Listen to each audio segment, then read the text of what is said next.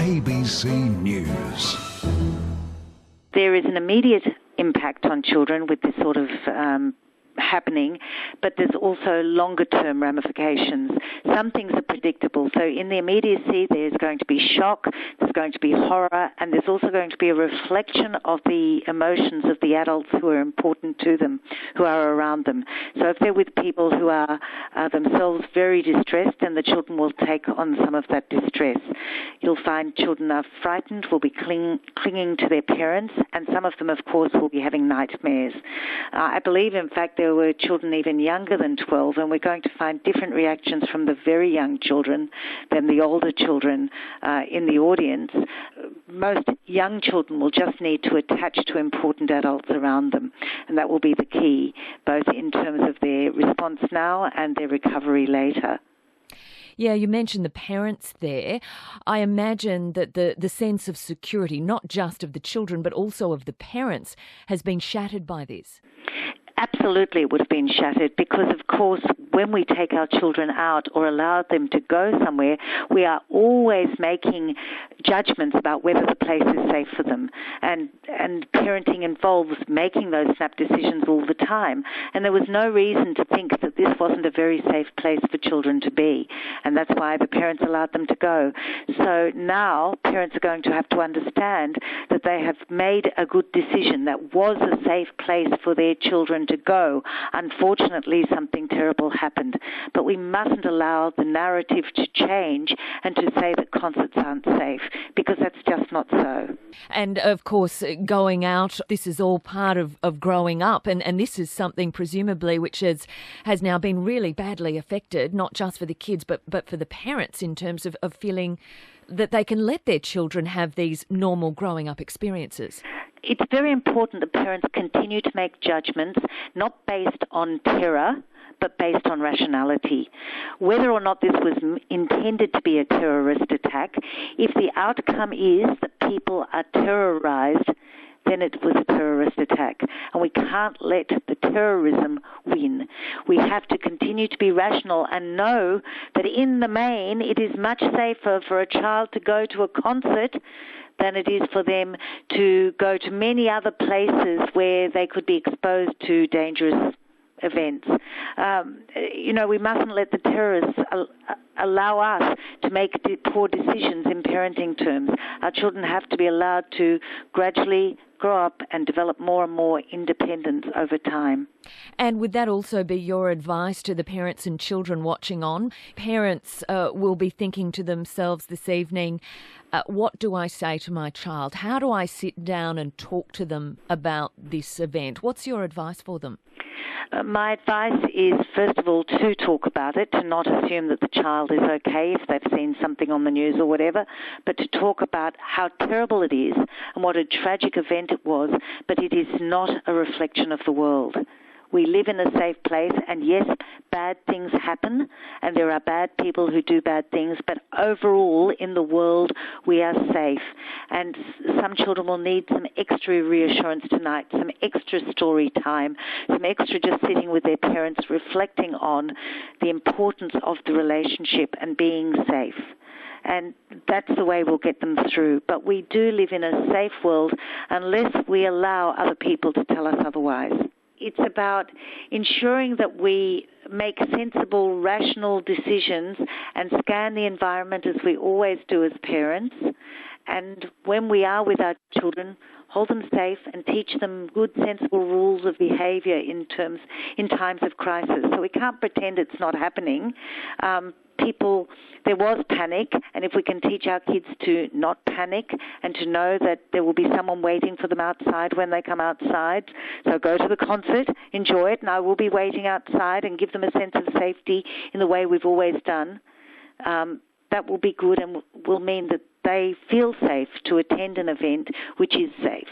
ABC News. ABC News. I don't think he's being wildly optimistic. I think he's just observing that there has been a tectonic shift, certainly, in the attitude of the Arab states towards Israel over the last 20 years. There's nothing knew about that, although it's becoming more and more open. The fact that Donald Trump flew by direct flight from Saudi Arabia to Israel is a first, and wouldn't have been even conceivable a generation ago. But now it's regarded as noteworthy, but not unthinkable. What do you make of the Israeli Prime Minister joining in with Donald Trump, suggesting that he agrees with this suggestion that the effect of a shared or common danger, namely Iran, might bring the region together? Well, it has brought the region together in the sense that the Gulf states, the Sunni states, have moved closer to Israel and to the West because of the real threat that Iran does pose.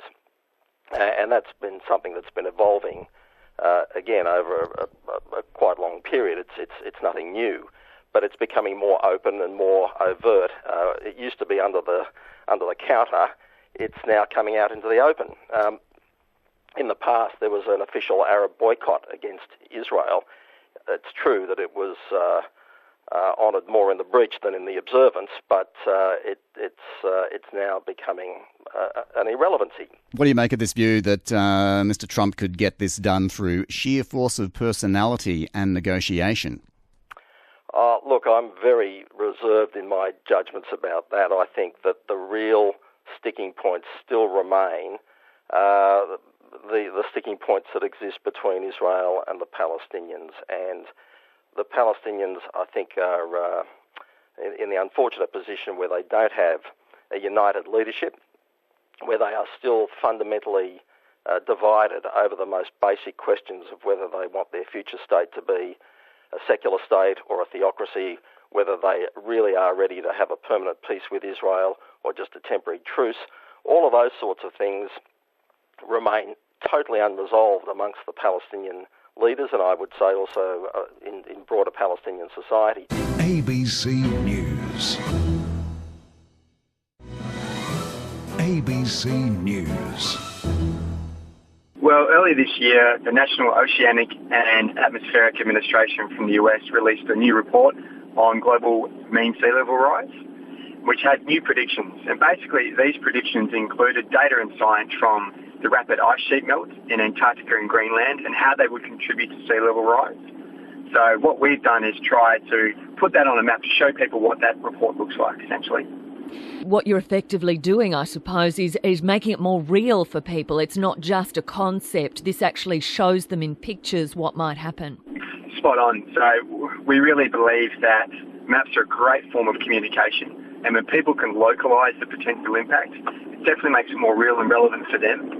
So we think it's a great way to communicate climate change science. Just take us through some of the areas, some of the regions, some of the venues even that you have highlighted on these images. Well, the website's actually a national website. We've included as much data as we can around the coastal areas. So every state will have data that people can go in and have a look at. So, and there's areas in every state that are really low-lying that are at risk from climate change and sea level rise. It's important, though, that when people go through and have a look at the website, what we're really showing is the difference between what we thought was the worst-case scenario a few years ago and now what NOAA is saying they believe is the worst-case scenario. This is how bad it could get. And when you say how bad it could get, is there any time limit on that when we could potentially see these effects? Yeah, and if you have a look at the reports, and there's a lot of good information in them, they show that it's kind of a slow burn until around 2050 in terms of a gradual sea level rise. But then the modelling indicates it'll pick up quite significantly from there, really depending on the emission scenarios. So what we do now is crucially important in terms of which track and which scenario we're going to head along. Now, you mentioned a moment ago the fact that this is a national website, but people can actually go on and put in their own suburb, can't they? Yeah, definitely. So we wanted to make as much data available as we could so that as many communities could see the potential impact. And all the data, the underlying data comes from the federal government. So Geoscience Australia make this data available so that companies like mine can actually create these maps and showcase it for certain applications. So we're really thankful that the government invests in open data. And as I mentioned before, you've also hit home with a few icons, I suppose. I noticed you've included things like the Wacker, for example. Yeah, and there's a lot of infrastructure at risk, and as all the listeners would be aware, there's a heap of infrastructure around Australia that's really focused on the coastal areas. So there are a lot of areas that are potentially at risk, but once again, what we're showing is the worst case scenario. I noticed when I went on the site and I put my own local area in, a disclaimer came up about not making financial decisions based on the data. Why have you put that in place? Just to make sure that people are using this as an awareness tool. We're trying to create awareness around climate change and the fact that we will be experiencing some climate change and low-lying areas are the most at risk. And it's just another information product that people should be using when they're, for instance, local governments are planning new developments. They should be taking this information into account. But certainly we don't want to be responsible for real estate decisions and those types of things. So it's all around just using the information for what it should be used for, which is a first-pass assessment to show the areas most at risk. I did notice that the Mayor of Cairns seemed to respond swiftly and quite negatively. He said that such predictions are outlandish. We really base our modelling on the science, and we're not responsible for the science. That's the Intergovernmental Panel on Climate Change and also NOAA. So we take that science from those massive organisations that put a lot of effort into it. And we just really showcase what that science looks like so people can see it. And once people understand what we're showing and why we're showing it, it's just a tool for them to say, what do we need to do next? Do we need to do more advanced modelling to figure out which specific areas and streets are going to be most at risk?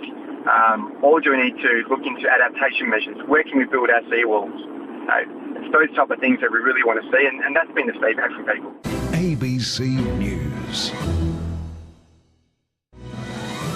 ABC News. Right now we are looking for O negative blood type, which is the universal one, so it can be used in an emergency where the patient's blood type isn't known.